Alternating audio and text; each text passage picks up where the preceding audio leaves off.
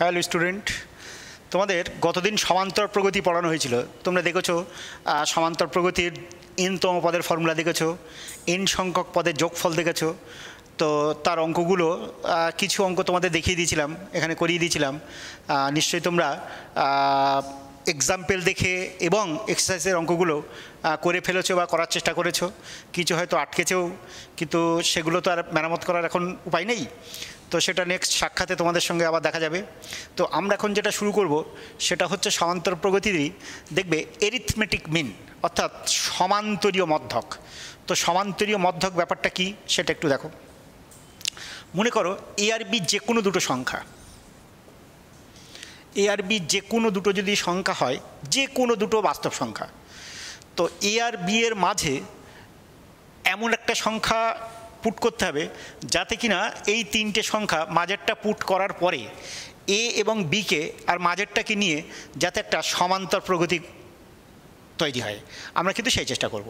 তো লক্ষ্য করো, তাহলে এক্সের মনে করো এ আর বি এর মাঝে এক্স বসালাম। এ আর বি যে কোনো দুটো বাস্তব সংখ্যা, এ আর বি এর মাঝে এক্সটা বসালে এ কমা এক্স কমা বি কিন্তু সমান্তর প্রগতিতে থাকবে। সমান্তর প্রগতির শর্ট ফর্ম তোমরা দেখেছো, শর্টে আমরা কি বলে থাকি? এপি। এপিতে আছে। তাহলে এ কমা এক্স কমা বি যদি এপিতে থাকে তাহলে তোমরা জানো নিশ্চয়ই এক্স ইজিক্যাল টু বলা যায় ডাইরেক্ট এ আর বি এর গড় এ প্লাস বি বাই 2। এটা কি করে এসছে দেখো, লক্ষ্য করো। এপিতে থাকা মানে second term minus first term সেও কমন ডিফারেন্স, অর্থাৎ সাধারণ অন্তর। আবার third term minus second term সেও কিন্তু কমন ডিফারেন্স। তো লক্ষ্য করো, মাইনাস এক্সটা ধরে যদি বাম দিকে আনো, x plus x equal to a plus b, তাহলে 2x ইজিক্যাল টু যদি এ প্লাস বি হয় তাহলে এক্স ইজিক্যাল টু কী বলতে পারবো? এ প্লাস বি বাই 2। তো লক্ষ্য করো, তাহলে এক্সের ভ্যালুটা হবে এ আর বি এর অ্যাভারেজ। সেই জন্য দেখো, লক্ষ্য করো, একটা এক্সাম্পল দেখলে বুঝতে পারবে।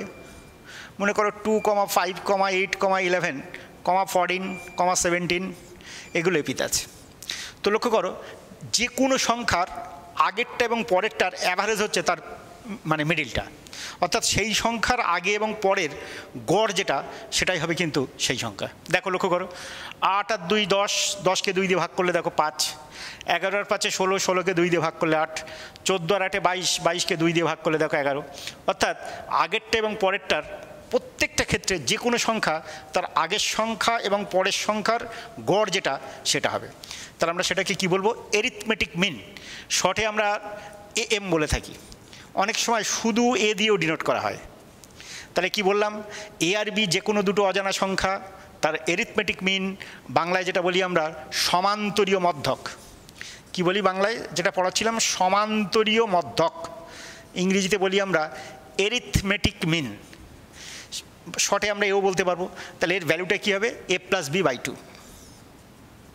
এ আর বি যে কোনো দুটো বাস্তব সংখ্যা, তার মাঝখানে আমরা এমনভাবে ইনসার্ট করব একটা নাম্বার যাতে কিনা সেই তিনটে নাম্বার এপিতে থাকে। তাহলে মিড যে সংখ্যাটা সেটাকে বলবো আমরা আগের এবং পরেরটার এরিথমেটিক মিন। সে এক্সটাকে অজানা ধরে নিয়ে আমরা সেই অজানা রাশির ভ্যালুটা বার করলাম এ প্লাস বি বাই 2। তাহলে মাথায় রাখতে হবে। এবার লক্ষ্য করো, এ আর বি এর মাঝে সবসময় যে একটা সমান্তরীয় মধ্যক হবে এরকম কোনো ব্যাপার না। আমরা ইচ্ছা করলে যে কোনো সংখ্যক সমান্তরীয় মধ্যক বসাতে পারি। তো লক্ষ্য করো, মনে করো এ আর বি এর মাঝে এন সংখ্যক সমান্তরীয় মধ্যক বসানো হলো। মনে করো এ আর বি এর মাঝে এন সংখ্যক সমান্তরীয় মধ্যক বসানো হলো। দেখো, আমি এন সংখ্যককে A1, capital A1, capital A2, capital A3 etcetera capital AN দিয়ে ডিনোট করলাম। দেখো, এ আর বি যে কোনো দুটো সংখ্যা, তার মাঝে এন সংখ্যক সংখ্যা কমা দিয়ে দিয়ে আমরা এমনভাবে পুট করব যাতে এ থেকে শুরু করে বি অবধি এই সংখ্যাগুচ্ছগুলো যাতে এপিতে থাকে। তাহলে আমরা এই A1, A2, A3 etcetera N এই এন সংখ্যক মধ্যক বসানো হবে বলবো, এপিতে থাকবে।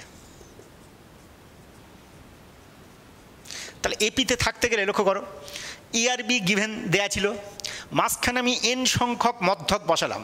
এটাকে বলবো আমরা প্রথম সমান্তরীয় মধ্যক, এটাকে বলবো দ্বিতীয় সমান্তরীয় মধ্যক, এটাকে বলবো তৃতীয় সমান্তরীয় মধ্যক, এটাকে বলবো কিন্তু আমরা এনতম সমান্তরীয় মধ্যক।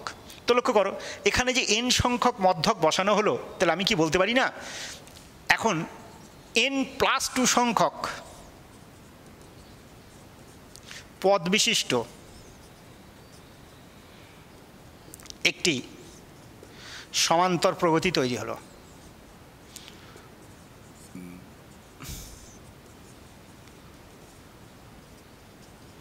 যার প্রথম পদে ছোট হাতের, এটা নিশ্চয়ই প্রথম পদ, এবং শেষ পদ অর্থাৎ n+2তম পদ কিন্তু বি। লক্ষ্য করো, এ আর বি গিভেন ছিল, মাঝখানে আমি n সংখ্যক মধ্যক বসালাম, তাহলে নিশ্চয়ই n+2 সংখ্যক পদ বিশিষ্ট একটা প্রগতি তৈরি হলো, যার প্রথম পদে এবং শেষ পদ অর্থাৎ মোট n+2 সংখ্যক পদ আছে, তাহলে শেষ পদটা অর্থাৎ n+2তম পদটা বি হবে। দেখো মাথায় রাখবে, এ আর বি কিন্তু আমাদের জানা আছে, এ আর বি দেওয়া ছিল, কিন্তু এ বি কিন্তু জানা আছে। তো n+2তম পদ যদি বি হয়, আবার আমরা সূত্র কি জানি, প্রথম পদ তো এ, তাহলে a plus n+2 - 1 into D, মনে করছি ডিটা সাধারণ অন্তর, তাহলে সেটা নিশ্চয়ই কার সঙ্গে সমান হবে, বির সঙ্গে সমান হবে। এই যে n+2তম পদটা বি ছিল, তাহলে বলা যায়, লক্ষ্য করো, a plus n+1 into D সমান সমান বি। তাহলে n+1 ইন্টু ডি, এটাকে বাম দিকে নিয়ে যাও, বি মাইনাস এ, তাহলে ডি সমান সমান কী বলতে পারবো, B minus A by n+1। তো লক্ষ্য করো, এ আর বি আমাদের জানা আছে, তাহলে নিশ্চয়ই বি মাইনাসে যখন জানা থাকবে ভ্যালুটা, বি মাইনাসের একটা পার্থক্য কিছু না কিছু একটা হবে।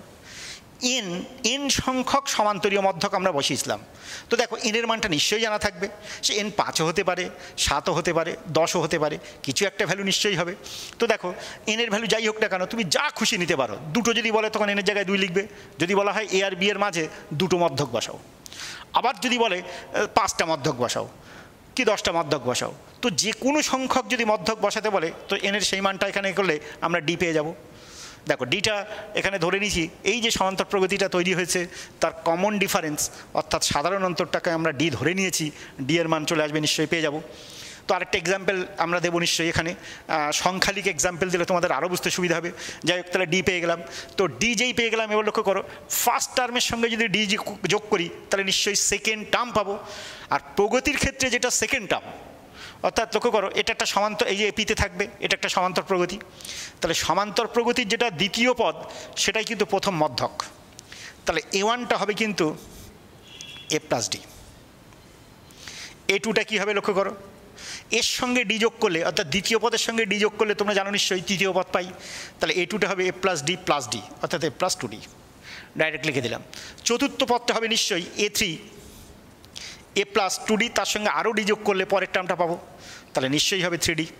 তাহলে এইভাবে পরপর কিন্তু আমরা মধ্যকগুলো পেয়ে যাব, এই সেন্সটা থাকতে হবে। তাহলে যে কোনো দুটো সংখ্যা যদি গিভেন থাকে, আমরা কি আইডিয়া করলাম, তার মধ্যে একটি, দুটি, একাধিক যে কোনো সংখ্যক আমরা মধ্যক বসাতে পারি। তোমরা একটা বসালে, প্রথমটা দেখিয়েছিলাম a প্লাস b/2, দেখো এনের জায়গায় 1 বসিয়ে দাও, নিশ্চয়ই সেটাই পেয়ে যাবে। দেখো ডিটা হয়ে যাবে b মাইনাস a/2, এবার দেখো এর সঙ্গে b মাইনাস a/2 যোগ করে দেখবে, নিশ্চয়ই আসবে a প্লাস b/2। তো যাই হোক, আমরা ডি পেয়ে যাওয়া মানে যে কোনো ক্ষেত্রে আমরা যে কোনো সংখ্যক মধ্যক বলুক না কেন, আমরা ইন জেনারেলভাবে সেটাকে বার করতে পারবো।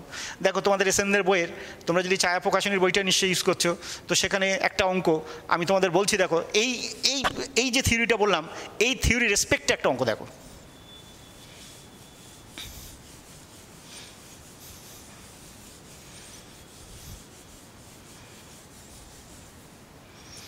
বলা হলো -19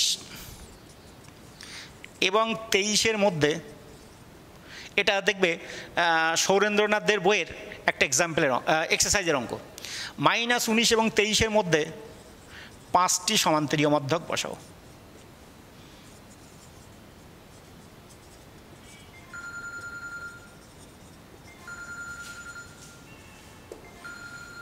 পাঁচটি সমান্তরীয় মধ্যক বসাও, এরকম যখনই বলবে, দেখো -19 এবং 23-এর মধ্যে 5টা সমান্তরীয় মধ্যক বসাতে বলছে,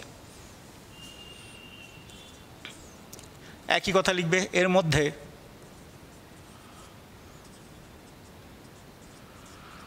5টি সমান্তরীয় মধ্যক বসালে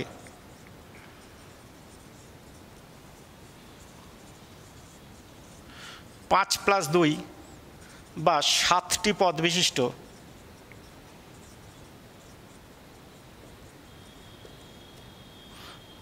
এপি গঠন করবে,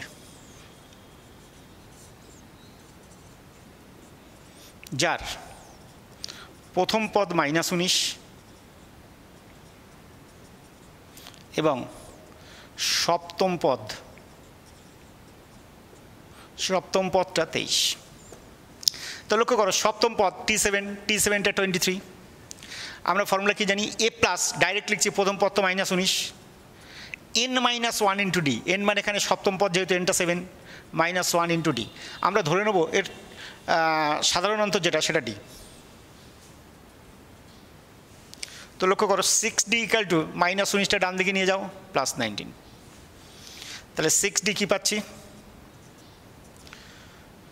42। লক্ষ্য করো, তাহলে ডি পাচ্ছি, লক্ষ্য করো 7। 42কে 6 দিয়ে ডিভাইড করলে দেখো ডিটা 7। যেই ডিটা 7 পেয়ে গেলাম, আমরা পরপর সব মধ্যকগুলো পেয়ে যাব। দেখো, অতএব মধ্যকগুলি হলো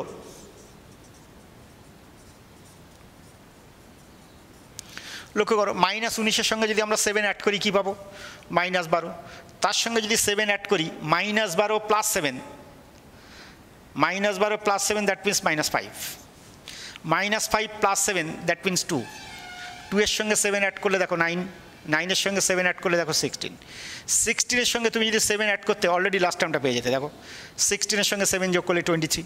তাহলে বুঝে ফেলবে নিশ্চয়ই আমার অঙ্ক হয়েছে। তাহলে আমরা এখানে কটা মধ্যক পেলাম? 5টা। ওরা 5টা বার করতে বলেছিল। তাহলে যে কোনো সংখ্যক মধ্যক যদি বসাতে বলে, আমরা কিন্তু এই সূত্র ইউজ করে ঠিক এই টেকনিকে আমরা কিন্তু মধ্যকগুলো সব বের করে নিতে পারবো। তাহলে মধ্যকের আইডিয়াটা বুঝতে হবে। মধ্যকগুলো বসালে পরে কটা পদ বিশিষ্ট সমান্তর প্রগতি তৈরি হচ্ছে সেটাও কিন্তু তোমাদের খেয়াল রাখতে হবে।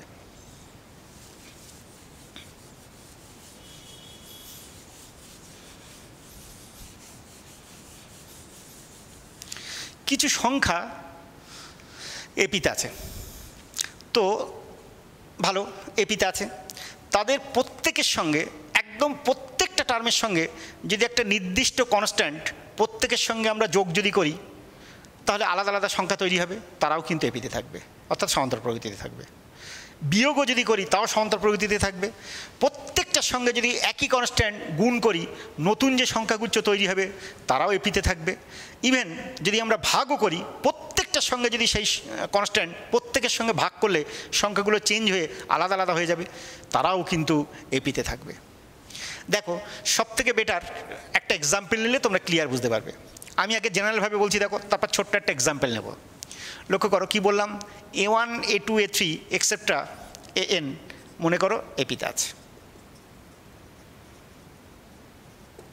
আমি প্রত্যেকের সঙ্গে ডি একটা কনস্ট্যান্ট টার্ম প্রত্যেকের সঙ্গে যোগ করে দিচ্ছি। কাউকে যোগ করব, কারোর সঙ্গে যোগ করব না, তাহলে কিন্তু চলবে না, এটা কিন্তু এপিতে থাকবে। যদি বিয়োগ করতাম প্রত্যেকের সঙ্গে, তাও কিন্তু এপিতে থাকতো। প্রত্যেকের সঙ্গে যদি গুণ করে দিই, যে নতুন সংখ্যাগুচ্ছ তৈরি হবে তারাও কিন্তু এপিতে থাকবে।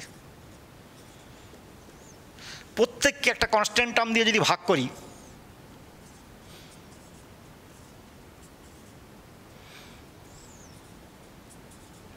তারাও কিন্তু এপিতে থাকবে। দেখো, যে এক্সাম্পলটা নিচ্ছিলাম 2, 5, 8, 11, তো মনে করো এটা এপিতে আছে। দেখো ডিফারেন্স 3 করে, প্রত্যেকের সঙ্গে তুমি 4 গুণ করে দাও, তাহলে দেখো তো 4 × 2 8, 4 × 5 20, 4 × 8 32, 4 × 11 দেখো 44। দেখো নিশ্চয়ই এরা এপিতে আছে। সেক্ষেত্রে কমন ডিফারেন্স দেখো, 8-এর সঙ্গে 8 থেকে 20 পেতে গেলে 12 যোগ করলে পাচ্ছি, 20-র সঙ্গে 12 যোগ করলে 32 পাচ্ছি, 32-র সঙ্গে 12 যোগ করলে কী পাচ্ছি? 44 পাচ্ছি। তো আমি তোমাদের গুণটা দেখালাম একটা ছোটো এ নিয়ে, কিন্তু মাথায় রাখবে যে কোনো কনস্ট্যান্ট টার্ম, অর্থাৎ যে কোনো ধ্রুবক পদ প্রত্যেকটা এলিমেন্টের সঙ্গে যদি যোগ করা যায়, নতুন যে যোগ করি, বিয়োগ করি, গুণ করি, ভাগ করি, যাই করি না কেন, নতুন যে সংখ্যাগুচ্ছ তৈরি হবে তারাও কিন্তু এপিতে থাকবে। এই কনসেপ্টটা বুঝতে হবে। তো লক্ষ্য করো, যদি অঙ্ক বলি তোমাদের আরও ক্লিয়ার হবে। দেখো এসএনদের বইয়ের অঙ্কই একটা দেখো,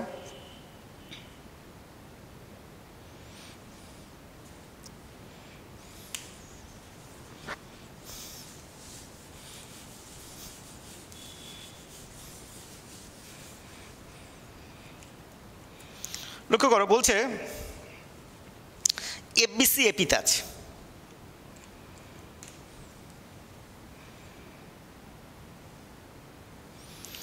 এফবিসি দেখো একটা খুব ছোট্ট অঙ্ক বলছি কনসেপ্টের জন্য, এপিতে আছে।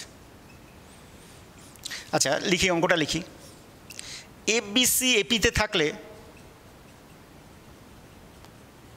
দেখাও যে 1/BC